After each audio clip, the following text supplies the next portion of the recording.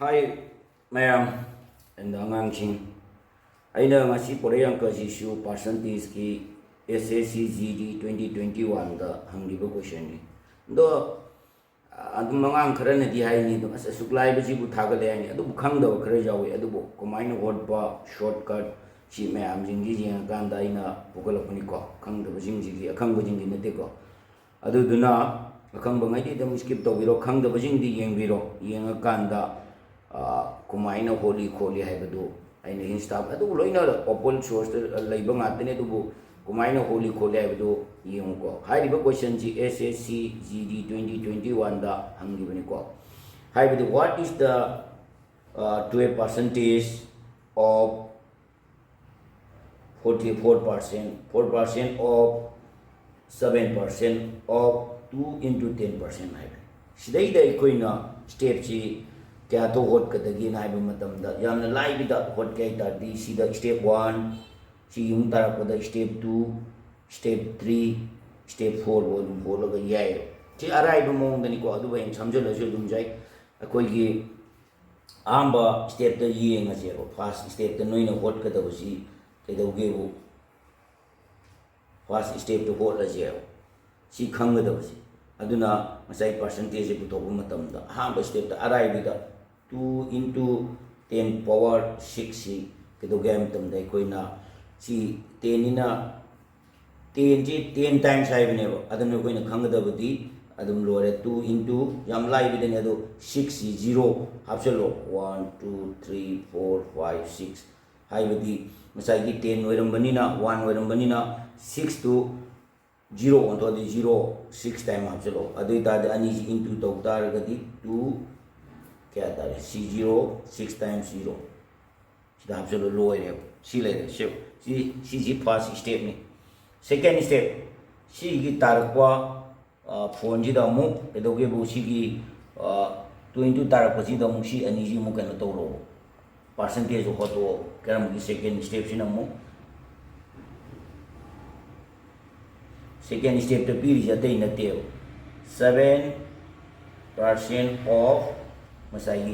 si hot pa loi gram na 2 into 10 power 6 ki hot loi gram ni na si mu khapo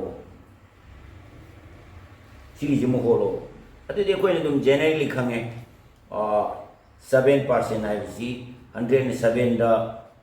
kaino tok ta divide tok ta ga di 0.07 ta ni into kai do ge na matam da 200 ama 00 si lai re ni ko si 00 lai re adu itar gadi masai gi si point ki matung da digit kya le 2 adu na 20 kakkat kro ne na khang ya itar gadi si asam gi hayeng hot pa matam da 2 na ba 0 ani kakkat kro adu di masai gi fraction do mang ra ne adu i batar gadi masai gi 7 ga 2 ga into to kya tare so ni 14 2 7 जा 14 अदी दादी 0 क्या less जो ले हो रहे 2 4 अदी दादी से 0 4 तो आप चलो 1 2 3 4 सी जी मसाई सेकेंड स्टेप ने सी जी मुले थर्ड स्टेप तो मोको चल जी को थर्ड स्टेप तो कुमाई चट कद गे ना है मतम दा थर्ड स्टेप तो चट कद बसिना अदि 7 बो लोइग्रे 7 लोइग्रम नि नेक्स्ट सी की तारको जिंग दुदा मु कनाना के दोगु 4 गम इन तो 4% अदि तार दी 4% ओ क्या नो 14 1 2 3 4 सी होय गदब अदि तार गदी नेक्स्ट सी की होट क्या तार गदी आइना हाई दु दुमाइना गमाई तार तारे सी की 4 द 100 ने डिवाइड तो the point 04 into 14 4 times 0 adu ida 14 da 4 into tokta di 16 and 4 1 ja 4 ko di 5 56 adu ida di 56 ma le ne ani ji into to matam da ani ji 4 na 14 into to matam da kya tawge 56 le 56 ki next 56 the kedoge vai na re sida 0 ani mangal lo re 0 ani cut to bro 0 ani cut to gitar gati kya tare sida 0 मरी दु मनुंग दानी cut तौ guitar दि 0 अनि हापचलानी next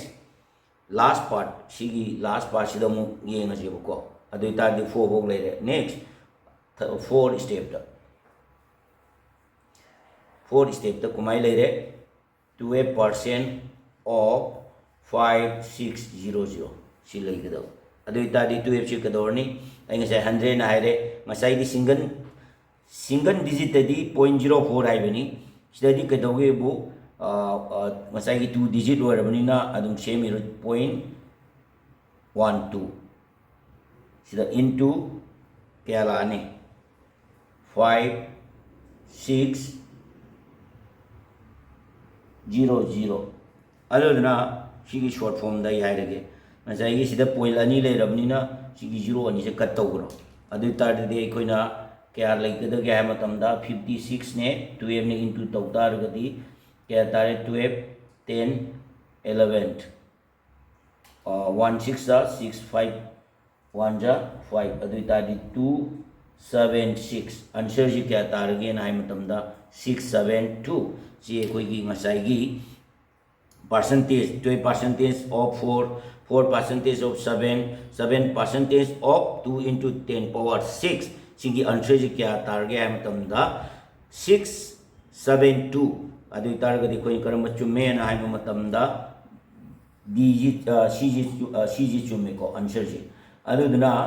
koi angang jing sumaina sado step by step holo jam thuna hot pre apni 0 ji sumai samje laga अदुबो आइन ओलेजी अखंग जिंगी नते को खंग जिंगी दमकता होट पनी सुमाइने शॉर्टकट होट कदगे कोट कदगे अदु नकोइना काना बोय तारगदी लाइक तोरमु सब्सक्राइबर तोरमु अदु क्वेश्चन जी 2021 दा हंगिवनी आई ममांग द जवाब के मनिंग द जवाब के नकोई जानता आवरियो